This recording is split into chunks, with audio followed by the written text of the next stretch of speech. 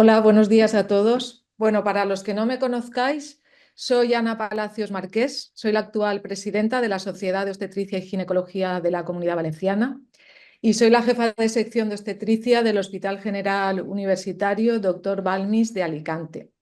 Bueno, son actualmente las 8:15 y hoy comenzamos con la primera sesión del primer ciclo de webinars Mujer 360 que organiza la Sociedad de Obstetricia y Ginecología de la Comunidad Valenciana bajo el patrocinio de Organon. Y en primer lugar me gustaría agradecer a Laboratorios Organon por habernos facilitado el soporte técnico que hace posible el que tengamos este webinar.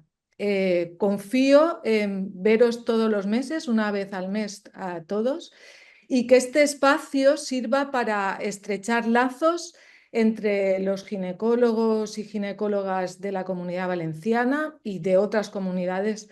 También, por supuesto, seréis bienvenidos, que nos sirva para compartir conocimientos, compartir experiencias y todo ello, por supuesto, con el objetivo es el beneficio de la salud de las mujeres valencianas.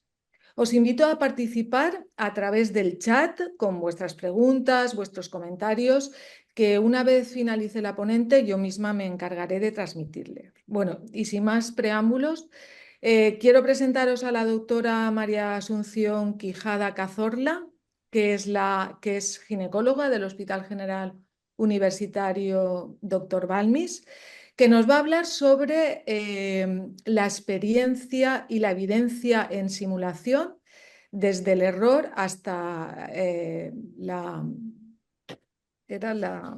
excelencia. Bueno, doy paso a la doctora Asunción Quijada. Muchas gracias, Ana. A ver, voy a compartiros presentación y empezamos. Ahí se debería estar viendo. Bueno, pues vamos a empezar. Buenos días o buenas tardes, noches a los que nos estéis viendo en diferido y gracias a todos por estar al otro lado de la pantalla. Gracias también a Organon y a la Sociedad Valenciana de Obstetricia y Ginecología por crear un espacio como este donde poder compartir y actualizarnos en temas de nuestra especialidad. Y bueno, pues vamos a empezar con el primero de ellos, que como ya se ha dicho, va dedicado a la gran estrella del aprendizaje y de la seguridad, que es la simulación clínica.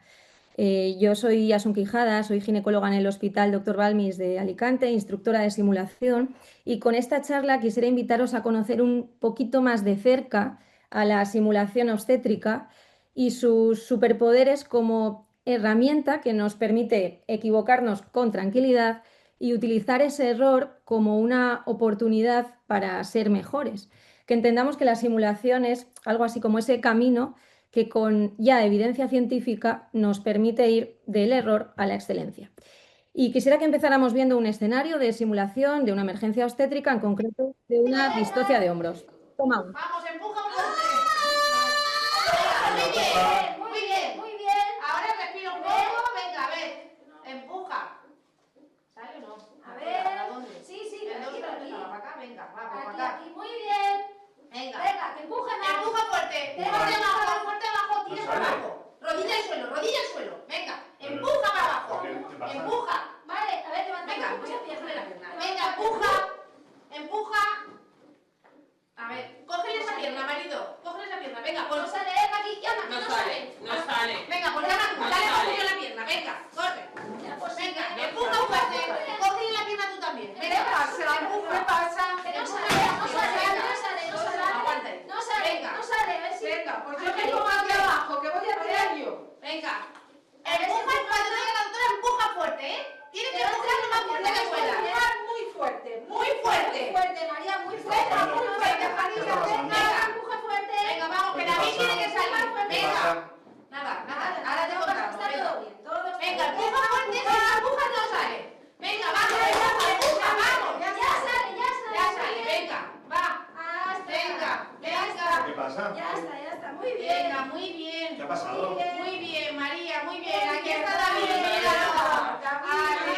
Muy bien, se ha iluminado. Que a veces cuesta un poco. con sacar los Estupendo. hombros. Pero ha ido todo Venga, muy bien. a ver, muy bien. ponerlo Muy así. bien. No mueve el brazo. Sí, Sí, ya eso, verás cómo sí. ya está. Eso luego lo ve el pediatra en la Bueno, planta. pues En la lo planta cierto ve es el que esta escena nos recuerda un poco al camarote de los hermanos Marx en versión paritorio, ¿no? Vemos desorganización, ruido, todos hablando a la vez, mala comunicación, mensajes inadecuados, nadie diagnostica la emergencia ni se pide ayuda desde el principio, maniobras mal hechas, incluso otras directamente prohibidas, como la tracción hacia abajo, pedirle a la mujer que empuje. Realmente hay muchos puntos que mejorar, pero precisamente ese es el punto de partida y la base de la simulación, el error. ¿Y por qué nos equivocamos? Bueno, pues nos equivocamos porque somos personas. Esto ya lo decía Séneca hace más de 2000 años, errar es humano. Y en el hospital seguimos siendo personas, luego nos vamos a equivocar también. La diferencia en el hospital es que los errores pueden tener graves consecuencias en los pacientes y también en los profesionales. Por eso, y tomando conciencia de este problema, en 1999 el Instituto de Medicina de Estados Unidos publica este informe denominado Errar es humano, donde entre otros recoge el impactante dato de que hasta casi 100.000 muertes cada año en Estados Unidos eran causadas por errores humanos evitables. Incluso años después, en 2016, se publica otro estudio aún más impactante que establece que los errores médicos causaban más de 250.000 muertes al año en Estados Unidos, siendo la tercera causa de muerte por detrás de las cardiopatías y del cáncer. Y precisamente son esos errores evitables los que debemos intentar disminuir. Y aquí está la clave en aprender de los errores. Equivocarnos no nos hace peores, nos hace humanos, como decía Séneca. Debemos asumir que nos vamos a equivocar porque somos personas y la diferencia está en qué hacemos con el error. Lo que no podemos hacer es encubrir esos errores, ni mucho menos dejar de aprender de los errores, y precisamente de eso trata la simulación, de poder equivocarnos y aprender en un entorno seguro, con el objetivo de aumentar la seguridad del paciente y de los profesionales. Y de hecho ese es uno de los puntos prioritarios de la OMS, que ha establecido el Plan de Acción Mundial para la Seguridad del Paciente, con precisamente el propósito de reducir los daños evitables durante la atención sanitaria. Pero, ¿qué es realmente esto de la simulación, ¿no? Esto que está tan de moda, que se habla tanto de ella, que decimos que es una estrella que tiene superpoderes. Bueno, pues ante el desarrollo de la simulación como herramienta científica, surgió la necesidad de estandarizar conceptos y unificar el lenguaje, y por eso en 2016 se publica el primer diccionario de simulación en atención médica, que recoge, entre otras, la propia definición de simulación clínica. La define como una técnica, o mejor dicho, una metodología, no una tecnología, que permite representar un evento sanitario para aprender. Todo eso con el objetivo de maximizar la seguridad del paciente. Y de hecho, si tuviéramos que resumirlo en 3 palabras, serían metodología de aprendizaje seguro, ¿no? Es una metodología docente, una herramienta para aprender sin hacer daño. Pero esto no es algo que se haya inventado de forma reciente ni que se haya puesto de moda ahora. Esto ya lo venía diciendo Aristóteles en el siglo IV a.C. Él decía, lo que tenemos que aprender lo aprendemos haciéndolo. Incluso ya antes Confucio decía, me lo contaron y lo olvidé, lo vi y lo entendí, lo hice y lo aprendí. Esto es el aprendizaje basado en la experiencia, ¿no? Y precisamente en eso se basa la simulación, en el aprender haciendo. ¿Y por qué es tan potente esta forma de aprender? Porque aprendemos más y mejor cuando hacemos algo de forma activa. Y esto se ve muy bien en la pirámide del aprendizaje de Edgar Dale, que representa ese aprender haciendo y muestra cómo recordamos solo el 10% de lo que leemos, el 20% de lo que vemos, el 30% de lo que escuchamos, pero sin embargo retenemos hasta el 90% de lo que experimentamos. Incluso aprendemos más si nos equivocamos, ¿no? Luego, por eso decimos que la simulación tiene estos superpoderes, ¿no? para aprender. Y esto empieza ya hace mucho tiempo, ya como decíamos, Aristóteles hablaba de la ciencia basada en la experiencia. En la India se enseñaba ya cirugía practicando incisiones sobre frutas y vendajes con muñecos. Ya siglos después, en el siglo XI, XII, XIII, con las universidades medievales, comienzan las primeras disecciones anatómicas en animales y en modelos de cera, y esto ya era practicar antes de actuar en la vida real. En el siglo XVIII, una matrona francesa, Madame de Coutret, diseña el primer simulador obstétrico funcional para entrenar cómo atender partos. En el siglo XIX se crean los primeros modelos para practicar intubación. Tras la Primera Guerra Mundial se consolida también el uso de simuladores de vuelo, que se utilizaron posteriormente y de forma masiva en la Segunda Guerra Mundial para entrenar pilotos. No es hasta mitad del siglo XX cuando se diseña el primer maniquí para entrenar RCP y el primer simulador médico ya computerizado. A finales del siglo XX se desarrollan los primeros programas obstétricos que ya empiezan a incorporar la simulación y se toma, como decía, mayor conciencia de la simulación a partir del informe Errar es humano, y empieza aquí a consolidarse más la simulación como la conocemos a día de hoy. Pero sin duda el hecho más destacable de toda esta línea del tiempo es el que marca el nacimiento de la simulación obstétrica protagonizado por una matrona, Madame de Coutret. Nos remontamos al siglo XVIII en Francia, donde tras la Guerra de los 7 años disminuye el número de soldados y el rey Luis XV ve la necesidad de disminuir también la mortalidad perinatal para aumentar los niños nacidos sanos y disponer de más futuros soldados para su ejército. Y por eso encarga a una matrona, Madame de Coutret, que enseña a las campesinas que atendían a los partos.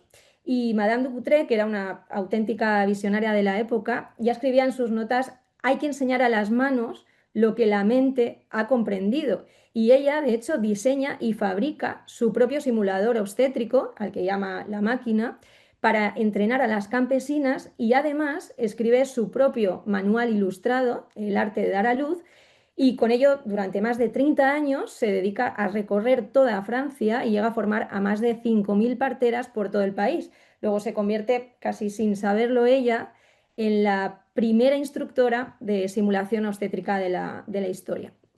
A partir de ahí, la simulación médica empieza a evolucionar de forma exponencial. Se desarrollan nuevos simuladores obstétricos, el primer maniquí de cuerpo completo. En 1960 llega el hito histórico del primer simulador para entrenar RCP. En 1969 se crea el primer simulador médico computerizado con respiración, con sonidos, con pulso. Y ya en 2006 se crea la pelvis PROM, como la conocemos a día de hoy, que es la más conocida y utilizada en obstetricia. Y con el siglo XXI llega ya la era de la alta fidelidad, de los simuladores hiperrealistas y la realidad virtual. Pero aunque en los últimos años la simulación ha evolucionado muchísimo, sobre todo en cuanto a tecnología, es importante volver a recordar que la simulación no es tecnología, ni son los simuladores, ni son los maniquís, ni es un juego, ni es aprender jugando. Es una metodología docente y es muy potente para entrenar situaciones críticas, y precisamente por eso las emergencias obstétricas son el escenario ideal para la simulación, porque reúnen todos los ingredientes que hacen que la simulación sea la herramienta perfecta para aprender. Son situaciones infrecuentes, de riesgo vital, imprevisibles, que requieren una solución inmediata y una actuación multiprofesional. Son multifactoriales, escenarios de alta complejidad y que además en muchas ocasiones requieren también la necesidad de aplicar en situaciones de crisis habilidades tanto técnicas como no técnicas. Y precisamente la simulación nos permite entrenar estos dos tipos de competencias, tanto las técnicas, que serían los procedimientos quirúrgicos y otras maniobras específicas, y las no técnicas, que son las que tienen que ver con el manejo de recursos en crisis, es el acrónimo CRM, que engloba comunicación, trabajo en equipo, roles, liderazgo, la toma de decisiones o la utilización eficiente de recursos.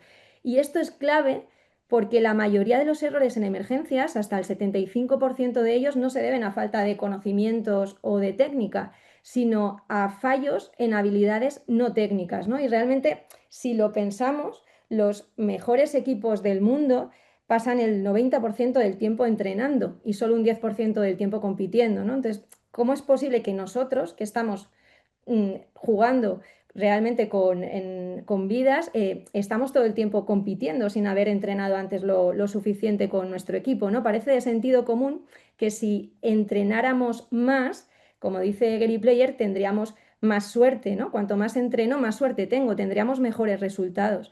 Pero bueno, pues aunque parece de lógica, en medicina no basta con esto del sentido común y necesitamos evidencia científica, datos que respalden que efectivamente esto del entrenamiento multiprofesional funciona.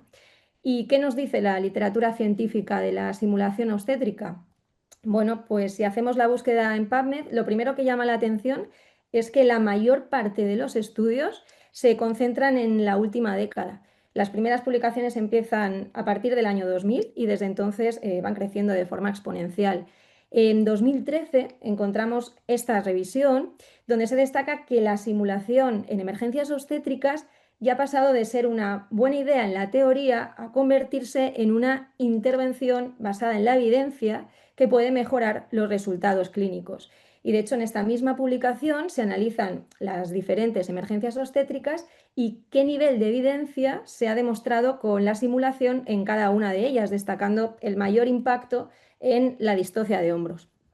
En la distocia de hombros cabe destacar sin duda el programa PROM, que es el modelo de referencia mundial en simulación obstétrica y que se inicia en un hospital de Bristol en el año 2000 bajo el lema Entrenando juntos, trabajando juntos, y consiste en un entrenamiento multiprofesional, in situ, obligatorio y periódico para todo el personal del paritorio. Es un curso de un día de entrenamiento, de tal forma que todo el personal lo realiza una vez al año.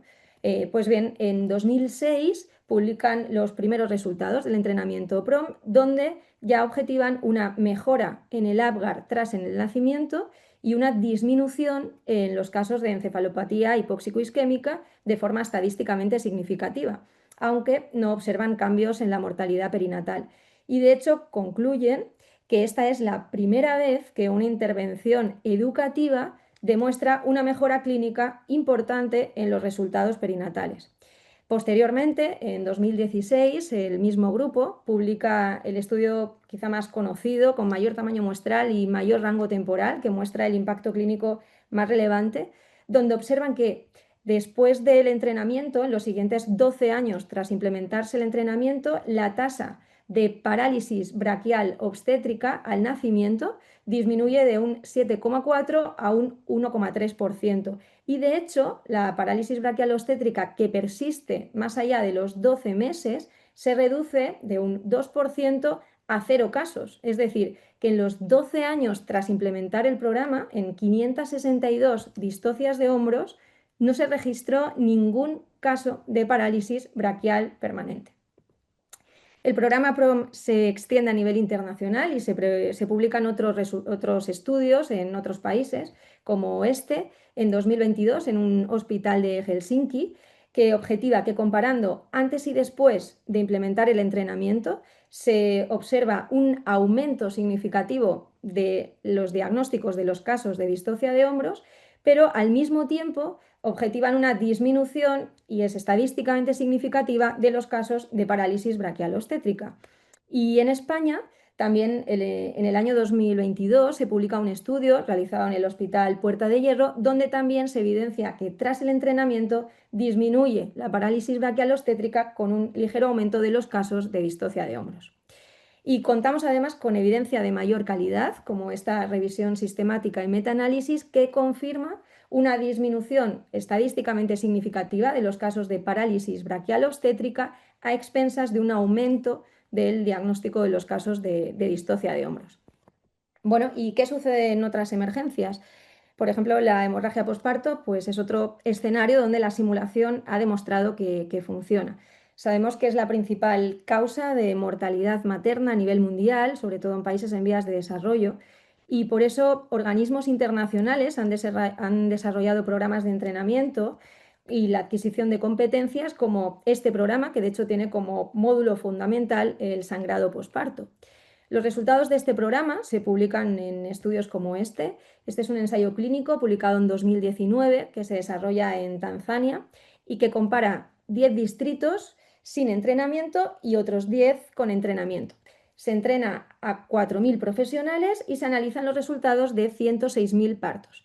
Y se observa que los distritos con el entrenamiento presentan una mejora en las competencias, una mejora en el manejo terapéutico y una mejora también en los resultados clínicos. De hecho, disminuye la morbilidad materna de forma estadísticamente significativa, disminuyen las transfusiones, disminuyen las retenciones de placenta, disminuye la tasa de letalidad en casos severos y, no obstante, es cierto que no encuentran una disminución estadística de la mortalidad global materna, aunque sí hay una disminución de casos, no alcanza la significación estadística, probablemente por el bajo número de casos.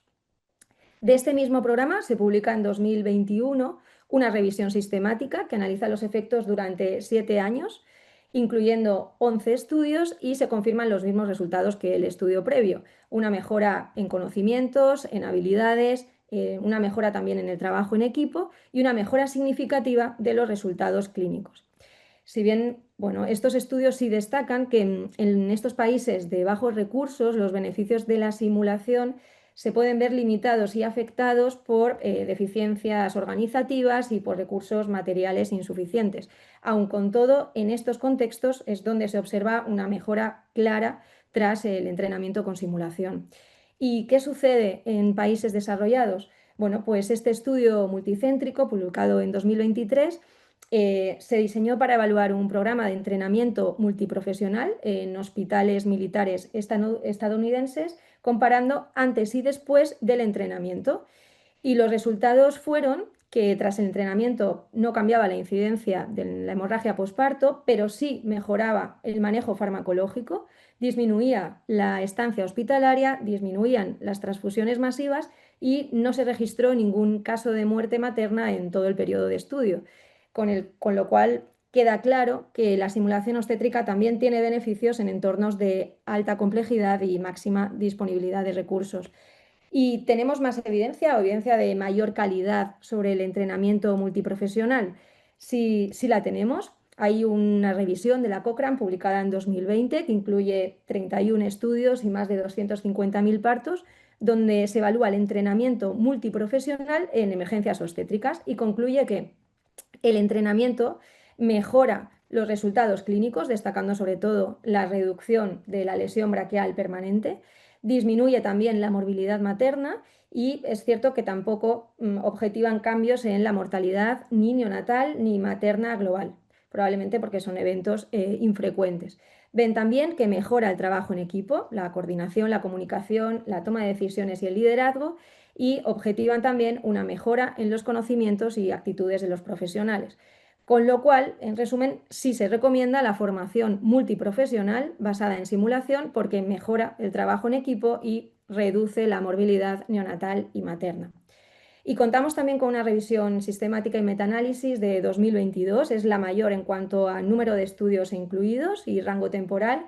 Incluye 21 estudios durante 15 años y más de 500.000 partos. Igualmente destaca que el mayor impacto clínico se observa en el descenso estadísticamente significativo de los casos de parálisis braquial obstétrica. Y además observa un descenso en la morbilidad materna, un descenso en las transfusiones, una disminución también de la demora en cesáreas emergentes. Comprueban también una mejora en la adherencia a protocolos y tiempo de respuesta, y es cierto que tampoco ven diferencias estadísticamente significativas en cuanto a mortalidad materna ni neonatal. Concluye, por tanto, que la simulación multiprofesional, en concreto con entrenamientos recurrentes e in situ, mejora el trabajo en equipo y reduce eventos adversos neonatales, teniendo su mayor impacto en distocia de hombros y hemorragia posparto. Luego, si tuviéramos que resumir, tras revisar la literatura, cuáles son las claves del éxito para que estos programas funcionen, probablemente estableceríamos estos 5 puntos, ¿no? El primero, que sea un entrenamiento multiprofesional y, si es posible, in situ, en el propio entorno de trabajo. El segundo, que sean formaciones repetidas y sostenidas en el tiempo, es lo que se conoce como de baja dosis pero de alta frecuencia. En tercer lugar, que vayan seguidas de un debriefing estructurado para poder asimilar y conseguir ese aprendizaje reflexivo. En cuarto lugar, que se cuente con un apoyo institucional para facilitar la implementación y mantenerla también en el tiempo. Y por último, que se realice una evaluación continua y real para comprobar que efectivamente ese programa funciona. Bien, pues ahora sabemos que hay evidencia y queremos contaros cuál ha sido nuestra experiencia hasta ahora. Bueno, pues nuestro camino empieza aquí, en SIMIA. SIMIA es el Laboratorio de Simulación Clínica e Innovación de Alicante, pertenece a ISABIAL, que es el Instituto de Investigación Sanitaria y Biomédica de Alicante, pero lo realmente importante no es qué es SIMIA, sino quiénes somos. Y SIMIA somos mucha gente. Somos un equipo multiprofesional y multidisciplinar compuesto por médicos, enfermeros, psicólogos, técnicos y que engloba múltiples grupos de trabajo, cada uno de su área específica. Nosotros en particular pertenecemos al área de simulación obstétrica, en concreto, bueno, somos 3 ginecólogos, instructores de simulación, los que impartimos los cursos, el doctor David Oñate, la doctora Ana Palacios y yo misma. Empezamos en 2021 formándonos primero como instructores de simulación. Después comenzamos a desarrollar nuestros propios cursos y el primero lo impartimos en noviembre de 2021. Son cursos en los que entrenamos tanto habilidades técnicas como CRM y roles. Utilizamos simuladores tanto de baja como de alta fidelidad y trabajamos también con escenarios de simulación integradas, realizando posteriormente un debriefing basado en el modelo de buen juicio.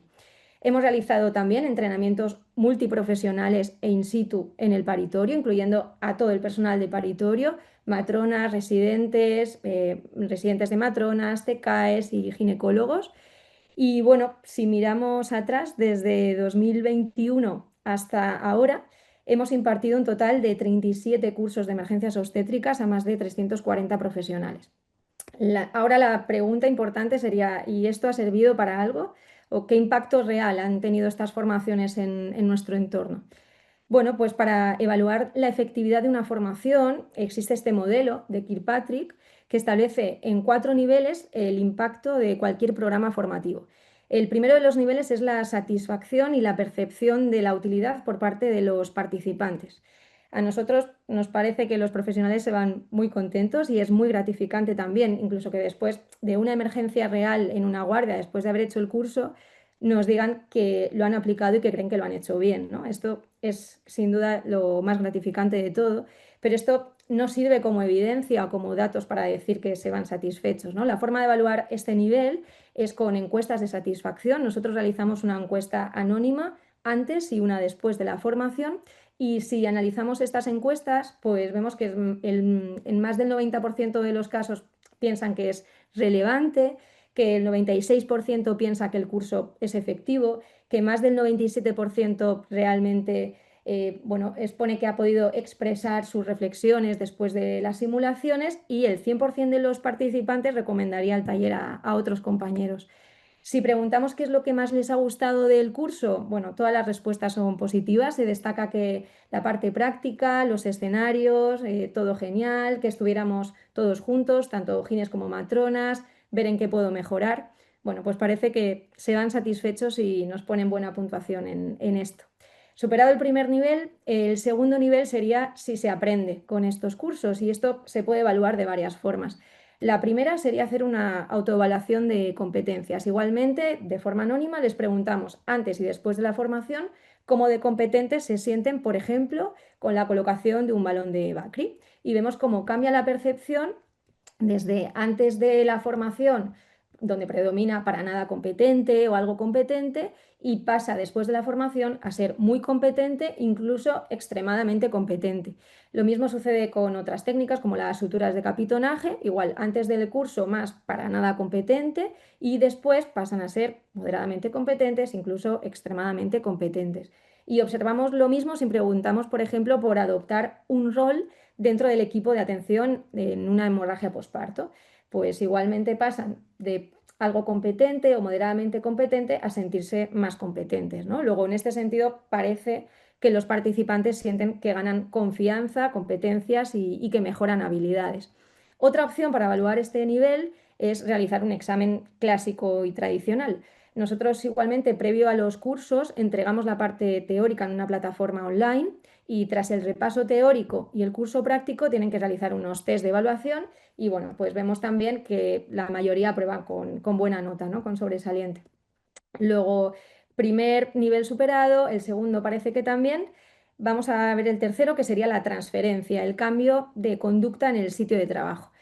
Pues ciertamente, y sobre todo después de las simulaciones in situ, hemos modificado cosas físicas en el paritorio que han cambiado también nuestra forma de trabajar. Por ejemplo, la creación de un carro de hemorragia posparto que antes no teníamos, la presencia de una nevera dentro del paritorio, la presencia también de carteles con los algoritmos de las emergencias obstétricas que nos sirven como ayudas cognitivas, o la presencia de un cronómetro con un pulsador para controlar y registrar los tiempos, por ejemplo, en las distocias de hombros. Sobre todo con estos cursos multiprofesionales, lo que hemos objetivado en paritorio es una mejoría no tangible, pero que sí se percibe, que es la mejoría del entorno laboral, ¿no? Del trabajo en equipo, de la mejora en la comunicación, en la coordinación y en la relación entre el personal, ¿no? Y esto que no se ve también se percibe y lo hemos notado y es importante también que lo destaquemos. Luego parece que se van satisfechos, que esto sirve para aprender, que además se han cambiado cosas en el entorno de trabajo y bueno, pues ya el último nivel y el más importante sería ver si esto ha tenido alguna consecuencia real en los pacientes.